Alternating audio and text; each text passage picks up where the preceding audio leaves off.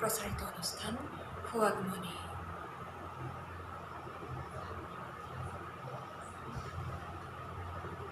সমূহ শ্ৰোতালৈ প্ৰীতি আৰু সম্ভাষণ জনাই আৰম্ভ কৰিছোঁ মহিলা শ্ৰোতাৰ উদ্দেশ্যে প্ৰচাৰিত অনুষ্ঠান সোহাগমণি।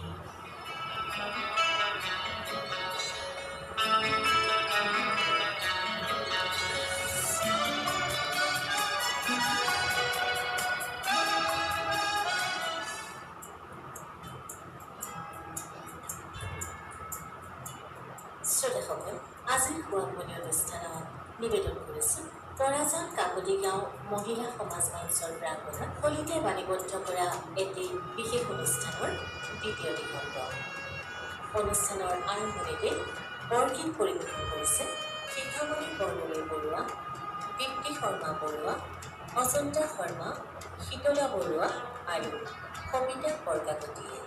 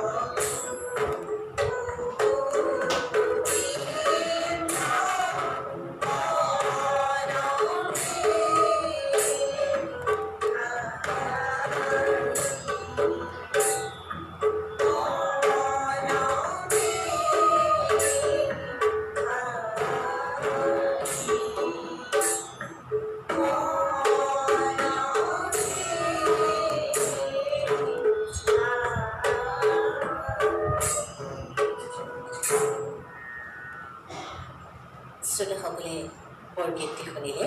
পৰিৱেশন কৰিলে শিক্ষামণি বৰদলৈ বৰুৱা, দীপ্তি শৰ্মা বৰুৱা, অজন্তা শৰ্মা, শীতলা বৰুৱা আৰু সবিতা বৰকাকতীয়ে।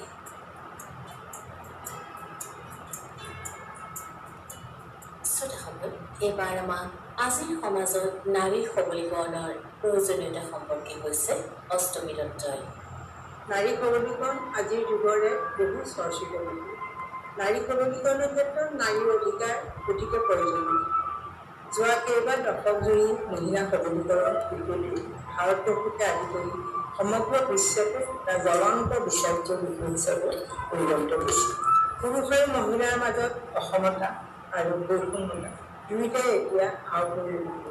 বৰ্তমান নাৰী সমাজে শিক্ষা, নিযুক্তি, উত্তৰাধিকাৰী স্বত্ব, বিবাহ, ৰাজনীতি আৰু ধৰ্মীয় সকলো ক্ষেত্ৰতে সম অধিকাৰৰ দিশে ধাৱমান হৈছে। সম অধিকাৰৰ দাবীত মহিলাসকলৰ বিভিন্ন সংগঠনৰ জন্ম হৈছে।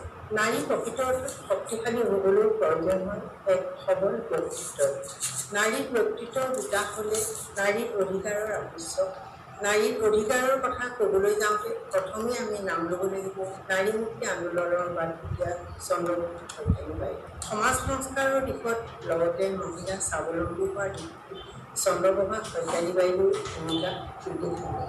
অসমৰ পিছ পৰি থকা মহিলাসকলক পোহৰৰ জোনাকী বাটেৰে আগুৱাই নিবলৈ তেওঁ অসমৰ শিপিনী হাতে কটা সূতা আৰু শালত বোৱা কাপোৰ ব্যৱহাৰ কৰি মহামানৱ মহাত্মা গান্ধীৰ আদৰ্শক সন্মান জনোৱাৰ লগতে অসমীয়া মহিলাসকলকো স্বাৱলম্বিতাৰ ক্ষেত্ৰত উৎসাহ যোগাই মানসিকভাৱে তেওঁলোকক সবল হোৱাৰ শিক্ষা প্ৰদান কৰাটো চন্দ্ৰপ্ৰভা শইকীয়ানী বাইদেউৰ অন্যতম উদ্দেশ্য আছিল। তেখেতে সদায় খদ্দৰ কাপোৰ পৰিধান কৰি মহামানৱ মহাত্মা গান্ধীৰ পত্ৰৰ দ্বাৰা প্ৰভাৱান্বিত হৈ অসহযোগ আন্দোলনত যোগদান কৰিছিল। অসমৰ অধিকাংশ নাৰী নিৰক্ষৰ হোৱাৰ বাবে ২ শতিকাৰ প্ৰাৰম্ভতে চন্দ্ৰপ্ৰভা শইকীয়ানীয়ে স্ত্ৰী শিক্ষাৰ জাগৰণ আনি মহিলাসকলক এক প্ৰগতিবাদী চিন্তাধাৰাৰ দিশ প্ৰদৰ্শন কৰিছিল। ২ শতিকাৰ পৰা মহিলাসকলৰ অৱস্থা আৰু মৰ্যাদা উল্লেখযোগ্যভাৱে বৃদ্ধি পাইছে।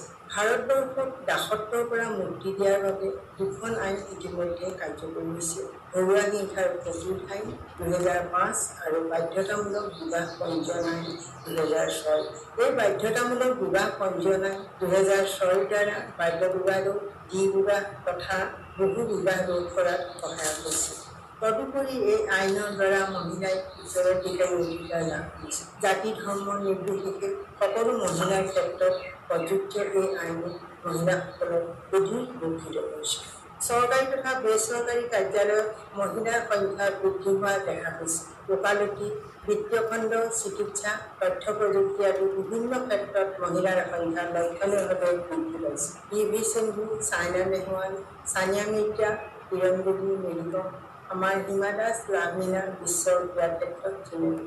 কল্পনা চাওলা, সুনীতা উইলিয়ামৰ মহাকাশ যাত্ৰাৰ কথা সকলোৱে। ইমানবিলাক সফলতাৰ পিছত মহিলা সবলীকৰণৰ ক্ষেত্ৰত বিশ্বৰ লগতে ভাৰতবৰ্ষতো ঘটা কিছুমান বিক্ষিপ্ত ঘটনাই সকলোকে ব্যথিত কৰি তুলিছে। আজিও যেন মহিলাসকল সবল হৈ উঠিব পৰা নাই। দিল্লীত নিৰ্ভয়াকাণ্ড, গুৱাহাটী GS ৰোড কাণ্ড, বিভিন্ন সময়ত ঘটা যৌতুকজনিত ঘটনাসমূহ মহিলা সবলীকৰণ তথা সুৰক্ষাৰ ক্ষেত্ৰত যে বহু কৰণীয় আছে তাকেই সম্ভৱ। বৰ্তমান চৰকাৰে হাজাৰ হাজাৰ মহিলাৰ আত্মসহায়ক গোট খুলি আত্মনিৰ্ভৰশীল হ'বলৈ সুবিধা কৰি দিছে।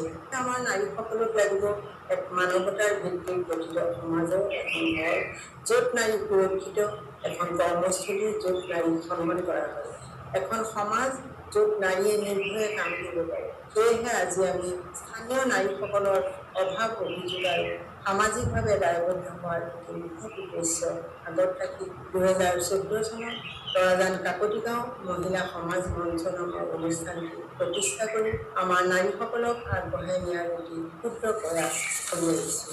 এই অনুষ্ঠানটিৰ লগত প্ৰতিষ্ঠা কালৰ পৰা জড়িত হৈ থকা প্ৰয়াত প্ৰভা চাংগাপতি বাইদেউ, ভাগ্যৱতী চাংগাপতি বাইদেউ, জ্যোতি বৰদলৈ আৰু জয়া শৰ্মাক আজি আমি শ্ৰদ্ধাৰে স্মৰণ কৰিছোঁ। তেখেতসকলে অনুষ্ঠানটিৰ প্ৰাৰম্ভিক সময়ছোৱাত আমাৰ সন্মানীয় সদস্যসকলক স্বাৱলম্বিতাৰ দিশত আগবাঢ়ি যাবলৈ বহুতো অনুপ্ৰেৰণা আৰু সাহস যোগাইছিল। সেয়েহে হয়তো আজি আমাৰ কাকতিগাঁও মহিলা সমাজ মঞ্চৰ কেইবাগৰাকী সন্মানীয় সদস্যাই নাৰীৰ সবলীকৰণৰ দিশত আগবাঢ়ি যোৱা আমাৰ পৰিলক্ষিত হৈছে। আমাৰ মঞ্চৰ কেইবাগৰাকী সন্মানীয় সদস্যাই নিজৰ ঘৰতে পিঠা লাড়ু তৈয়াৰ কৰি আৰ্থিক দিশত কিছু আগবাঢ়িবলৈ সক্ষম হৈছে। কেইবাগৰাকী সন্মানীয় সদস্যাই মাটিৰ খালত কাপোৰ গামোচা বৈ স্বাৱলম্বিতাৰ পৰিচয় দাঙি কৰিছে। ভাল লাগিছে আমাৰ তেওঁলোকৰ মাজত জাগ্ৰত হোৱা আগবাঢ়ি যোৱাৰ পৰিকল্পনাবোৰ। গভীৰ আত্মবিশ্বাসেৰে ঘৰতে হওক বা বাহিৰতে হওক এগৰাকী নাৰীয়ে স্বাধীনভাৱে জীয়াই থাকিবলৈ পালে প্ৰকৃততে নাৰী সবলীকৰণ বাস্তৱত ৰূপায়িত কৰে। আজিৰ সমাজত নাৰী সবলীকৰণৰ প্ৰয়োজনীয়তা শ্ৰোতাসকলে অষ্টমী দত্তৰ প্ৰতিকাদি শুনিলে।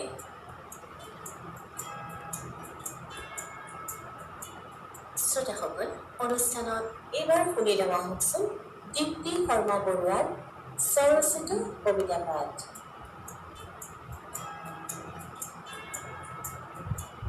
কবিতাৰ শিৰোনাম তুমি আজিৰ নাৰী। আজিৰ নাৰী, শিকলি ভঙাৰ গান তোমাৰ কণ্ঠত। খাবলৈ পাইছা, পিন্ধিবলৈ পাইছা, আৰু কি লাগে? সেইদিনাই চিঞৰিছিলা তোমাৰ পিতাৰ বিৰুদ্ধে। মা তোমাৰ পোহনীয়া গাই নেকি? তেতিয়াই দাদাৰ দৰে তুমিও বুক ডাউন মাৰিছিলা। কৈছিলা তুমি বিমান চলাবা আকাশলৈ। ঘৰৰ পৰাই বিদ্ৰোহ আৰম্ভ কৰিছিলা শোষণৰ বিৰুদ্ধে। ইতিহাস খুচৰি কৈছিলা মই মূলা গাভৰুৰ দৰে হ'ম, এৰাতিতে কবচ কাপোৰ বম, দেশ ৰক্ষাৰ হেতু যুদ্ধক্ষেত্ৰলৈও যাম। মই হ'ম ৰাণী লক্ষ্মীবাই, বিদেশী ৰঙা চকুক নকৰোঁ ভয়, সাহসেৰে যুঁজ দিম, দেশৰ বাবে বন্ধুকৰ গুলি বুকু পাতি ল'ম, মুঠতে মই সাহসী হ'ম।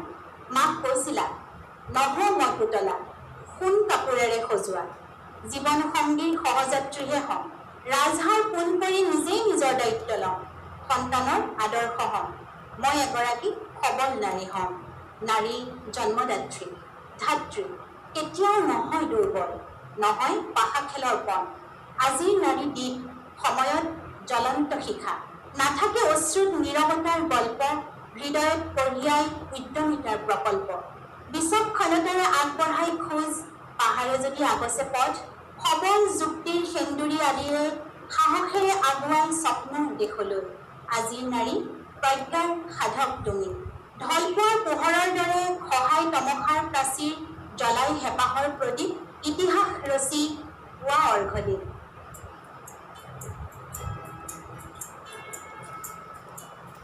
দীপ্তি শৰ্মা বৰুৱাৰ স্বৰচিত কবিতা পাঠ শুনিলে। শ্ৰোতাসকল, আমি আছোঁ তৰাজান কাকতিগাঁও মহিলা সমাজ মঞ্চৰ প্ৰাংগণত। অনুষ্ঠানত এইবাৰ আমাক মনৰ অনুভৱ ব্যক্ত কৰিছে প্ৰণীতা শৰ্মাই। নমস্কাৰ, মোৰ নাম প্ৰণীতা শৰ্মা। প্ৰথমতেই আকাশবাণী যোৰহাট কেন্দ্ৰ এইখন সুবিধা আমাক দিয়াৰ কাৰণে ধন্যবাদ জ্ঞাপন কৰিছোঁ। মই শিৱসাগৰৰ জীয়ৰী আৰু বৰ্তমান মই যোৰহাট কাকতিগাঁৱৰ বোৱাৰী।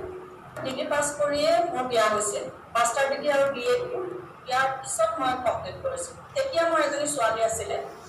আঠমহীয়াত এজনী ছোৱালী লৈ মই মাষ্টাৰ ডিগ্ৰী আৰু BA কমপ্লিট কৰিছোঁ। তাৰ পাছত মই এখন ব্যক্তিগত খণ্ডৰ বিদ্যালয়, আগশাৰী যোৰহাটৰ বিদ্যালয়ত প্ৰায় 14 বছৰ কাম কৰিছিলোঁ। বিয়া হ'বৰ কাৰণে কিছুমান বাধা আহি পৰে, যাৰ কাৰণে মই কিছুমান কামত আগবাঢ়ি যাব নোৱাৰিলোঁ। আৰু মোৰ PhD এটা আশা আছিল। আৰু তেতিয়াই মই ভাবিলোঁ মোৰ ছোৱালীজনী যিহেতু আছে, মই ছোৱালীজনীক সদায় সেই ধৰণেই গঢ় দিবলৈ চেষ্টা কৰিছোঁ। আৰু মই আজি নিজকে ধন্য মানিছোঁ। মোৰ ছোৱালীজনী MSc এগ্ৰিকালচাৰ ইয়াৰ পৰা MSc কৰিলে, তাৰপাছত কানপুৰৰ পৰা তাই PhD কমপ্লিট কৰিলে। কৰি তাই এতিয়া KVK কৃষি বিজ্ঞান কেন্দ্ৰত কৰ্মৰত হৈ আছে। তাইক মই নি গঢ় দিব যিহেতুকে পাৰিলোঁ, মই সেই হিচাপে মই নিজকে আজি দিলোঁ। মই যিখিনি নাপালোঁ সেইখিনি তাইৰ জৰিয়তে পাইছোঁ বুলি মই গৌৰৱ অনুভৱ কৰোঁ। তাৰ লগতে তাইতকৈ 10 বছৰ সৰু মোৰ ল'ৰা এটা আছে। আৰু তাৰ খাতিৰতে তাৰ যিহেতুকে কেৰিয়াৰটো মই গঢ় দিব লাগিব, সি এতিয়া বৰ্তমান NIT শিলচৰৰ পৰা সি বিটেক কৰিলে আৰু তাৰপাছত এতিয়া IIT গান্ধীনগৰত সি এমটেক কৰি আছে। মই যেতিয়া স্কুল এৰি আহিলোঁ তাৰপাছত ভাবিছিলোঁ আকৌ কিবা কৰোঁ নেকি, কিন্তু মোৰ তেতিয়া মন নগ'ল মানে মোৰ চাকৰিয়ে সঁচাকৈ আমোৱালে নিচিনা হ'ল। আৰু তেতিয়াই মই ঘৰত আচলতে ল'ৰা ছোৱালীখিনিয়ে ধৰাৰ কাৰণে টিউশ্যন আৰম্ভ কৰিছোঁ। কিন্তু টিউশ্যন বুলি ক'লেও মোৰ টিউশ্যন নাছিল আচলতে। বহুতখিনি ল'ৰা ছোৱালী মই বিনা পইচাৰ তেতিয়া মই পঢ়াইছিলোঁ। যিখিনি ল'ৰা ছোৱালী কাম কৰা মানুহৰ ল'ৰা ছোৱালী থাকে তেনেকুৱা ল'ৰা ছোৱালীখিনিক মই পঢ়াইছিলোঁ। তাত কোনো মোৰ বেতনৰ কথা নাছিল বা ফিজ দিয়াৰ কথাটো নাছিল। কিন্তু পিছলৈ দেখিলোঁ যে এইটোতো পইচাৰ মানে টিউশ্যনটো যিটো হৈছে সেইটো পইচাৰ কথা আহি পৰিছে আৰু যিটো মোৰ ভাল নলগা। আৰু সেইকাৰণে সেইটো মই বন্ধ কৰি এতিয়া এই কাকতিগাঁও মহিলা সমাজ মঞ্চৰ 14 চনতে তেতিয়া আমি আৰম্ভ কৰিছোঁ। তেতিয়াই মোক আচলতে সভানেত্ৰী হিচাপে দিছিলে এইটো দায়িত্ব, এই আমাৰ মহিলা সমাজ মঞ্চ। আৰু তেতিয়াৰ পৰা মই মহিলা সমাজ মঞ্চৰ লগত জড়িত হৈ আছোঁ। আৰু এই যিখিনি অকণমান মহিলা দেখিছে সেইখিনি মহিলালৈয়ে মই কামখিনি আগবঢ়াই নিবলৈ যত্ন কৰিছোঁ। আৰু সেই মহিলাখিনিক মানে কি হয় আমাৰ গৃহিণী চব কোনো ইমান এনেকুৱা নহয় ক'ৰবাত 2-এগৰাকীহে আছে, কিন্তু ঘৰখিনি আমাৰ গৃহিণী। আৰু সেই গৃহিণীখিনি চবৰে কিবা নহয় কিবা এটা প্ৰতিভা থাকে মই ভাবোঁ। আৰু সেই প্ৰতিভাখিনি যাতে ওলাই আহিব পাৰে সেইকাৰণে সেই মানুহখিনিক মই সদায় সেই কথাটো উৎসাহিত কৰোঁ যে কিবা এটা নিজৰ মন ভাল লগা কামখিনি কৰি আগবাঢ়ি যাব লাগে। আৰু মহিলা হিচাপে সোমাই থাকিব লাগিব, সদায় ভাত ৰান্ধিব লাগিব, সেই কথাটো মোৰ ভাল লাগে। মানে আচলতে আমি কিবা এটা কৰিব পাৰোঁ আমাৰ মন ভাল লগাকৈ, প্ৰধানকৈ সমাজখনক আগবঢ়াই নিবৰ কাৰণে আমি কিবা এটা সেই ভাবিয়ে মই ল'ৰা ছোৱালীখিনি আৰু মহিলাখিনিৰ প্ৰতিভাখিনি আগবঢ়াই নিবৰ কাৰণে যত্ন কৰি আছোঁ। আৰু সেইখিনি মোৰ ভাল লাগে আৰু সেইটোৱে মই গৌৰৱ অনুভৱ কৰোঁ। যেতিয়া মোৰ এই কাকতিগাঁও মহিলা সমাজ মঞ্চই যেতিয়া ক'ৰবাত কিবা এটা পুৰস্কাৰ পাই আহিছে, ক'ৰবাত কিবা এটা কৰি আহিছে আৰু সেইখিনি যেতিয়া আমাৰ পুৰস্কাৰ আহে মোৰ এইখিনি মহিলাখিনি এনেকুৱাও নহয় যে বহুত আৰ্থিকভাৱে সবল, তথাপিও তেখেতসকলে কিন্তু কেতিয়াও সেই পইচাৰ বিচাৰ নলয়। বিচাৰ মই এইটো কৈছোঁ যে সেই পইচাখিনি ক'ত গৈছে কি কৰিছে তেখেতসকলেও জানে। তেখেতসকলৰ জৰিয়তে আকৌ আমি সমাজৰ কিছুমান দুখীয়া ল'ৰা ছোৱালী হওক কোনোবা আপোজন হওক কোনোবা ঢুকাইছে স্বাৰ্থবিধি হওক তেনেকুৱা কামত আমি ব্যৱহাৰ কৰোঁ। এইখিনিকে কৈ মই মোৰ আজি চমু বক্তব্য সামৰণি। শ্ৰোতাসকল, আমি আছোঁ তৰাজান কাকতিগাঁও মহিলা সমাজ মঞ্চৰ প্ৰাংগণত। অনুষ্ঠানৰ শেষত শুনি লোৱা হওকচোন এটি সমবেত পদ্ধতি।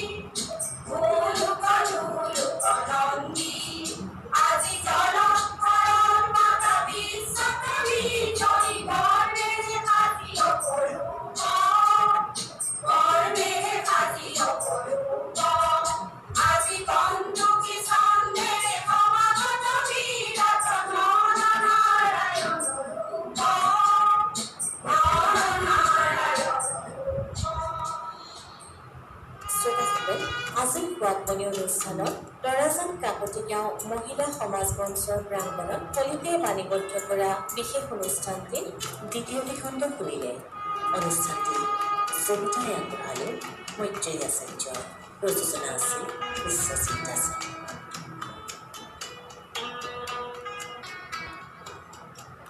শ্ৰোতাসকল, আজিলৈ আমাৰ ৱাকমণি অনুষ্ঠানৰ ইমানতে অন্ত পৰিল।